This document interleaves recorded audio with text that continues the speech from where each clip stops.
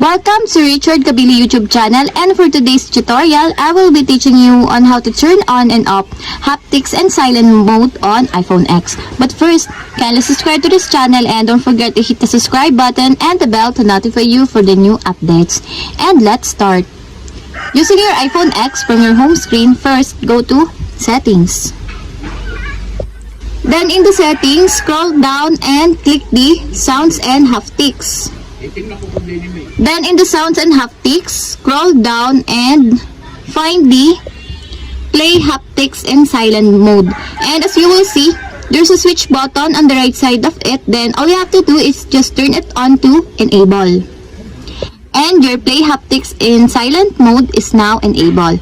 And if you want to turn it off, just turn again to disable.